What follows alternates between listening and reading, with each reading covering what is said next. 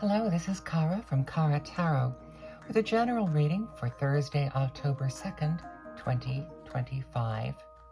I'm using one of my very favorite decks, which is my focus deck for this month, the Forager's Daughter. And I'm using with it today the Woodland Wardens Oracle.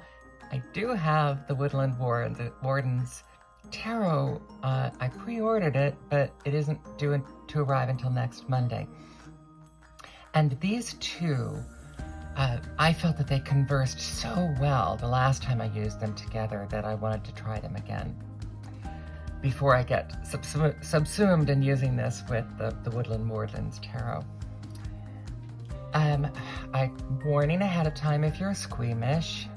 My darling cat, Dudley, he's a big 16-pound sweetheart, snuggly, scaredy cat, has to have some medicine, and he has royally attacked me. So, you know, it's clean and I've got stuff on it, but it's better to let it air out with an occlusive spread than it is to put something on it. But yeah, the nicest cats can still get angry, and this is why I don't understand how people can have big cats as pets, because every cat gets angry occasionally, and when they do, this is nothing compared to Muse, my tiny cat. When she gets angry, she's like just an energetic ball of claws. These were both adoption cats, and so they didn't have the experience of me raising them, because cats that I've raised are used to being handled and given medicines and things. So this is a learning curve for all of us.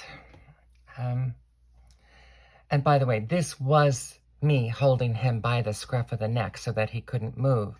But because he's 16 pounds, he was slipping out of my other hand, and I had to adjust, and that's when that happened.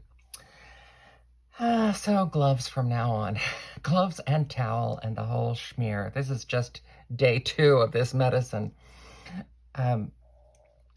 So, you know the cards that I'm using. The spread that I'm using is a monthly reflection spread that is posted by Vicki at On Your Broom. She posts these every month, and the questions are more or less the same. And I just think it's a great 4-card spread, but I'm going to be turning it into an 8-card spread. And because these two worked so well together, I've already shuffled, and so I'm just going to make it lessons from September, energy shifting forward,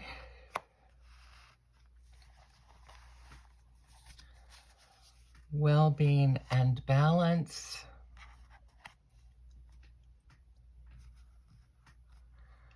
and growth for October.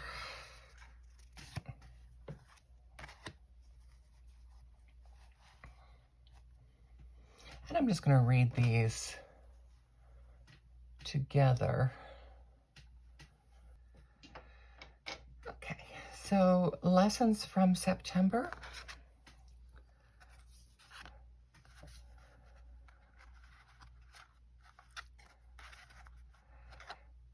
The Ace of Swords and the Bobcat and the Blackthorn. Patience. Yeah, definitely. September was a month that required patience. Understanding cutting back, which I did.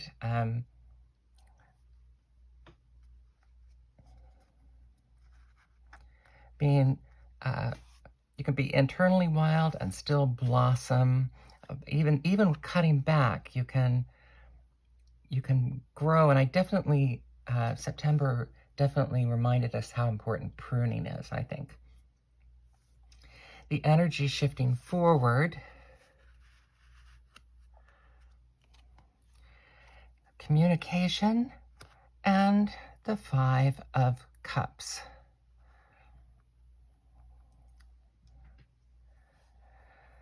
Now, otters are not particularly known as leaving things behind, except maybe they don't get too attached. They play in the moment. And I think that's the Page of Cups. It's not the 5. I always misread this page. This is the Page of Cups. That makes more sense to me. Page of Cups, bringing you a message of warmth and affection, and you need to communicate that with others. So that's your energy shifting forward, is that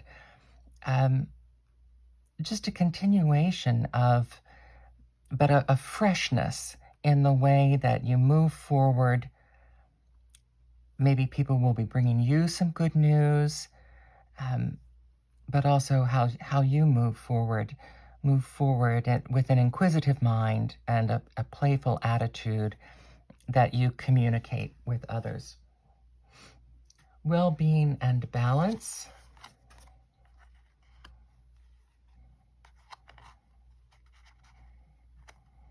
Starting over and the 6 of Swords. They're both starting over cards. This has the Locust leaving this shell behind and coming out fresh. We have more here in terms of freshness. For me, fall is a refreshing time anyway. The Snake and the Fern starting over. Snakes also shed their skin. Ferns, as we know, go into hibernation and then come back fresh in the spring. So our well-being and balance is just to remember these cycles, and that even if you leave something behind, it doesn't have to be permanent. You can just let go of something for a while. You can cut through it, let go of it for a while for this period of time, and then come back to it with fresh eyes. And this is often something that we talk about in taking vacations in music lessons. They say that I will tell my students, carve out at least a week when you absolutely move away from the harp. I mean, if you're going on vacation, that's great. But I'll say, just take a complete week off, because when you come back, you're going to come back with a renewed energy and a fresh eye towards things. And growth for October. Romance. And the sun. Oh, we've been getting a lot of suns in our possible future forecast, and I'm here for it. Let's take that sun. Let's take the romance. And there certainly is a romance of fall, isn't there? I mean, they talk about, the poets write about fall more than any other season. There's the combination of decay, slowing down, and then going inside with the warmth of the hearth and really focusing on the nurturing of the home. All of those things bring forth this burst of feeling of the sun and of reminding us of the goodness that we already have. So I hope that will be your reminder of that today, if this speaks to you. This is Cara from Cara Tarot with the monthly reflection spread by Vicki from On Your Broom. Have a lovely day.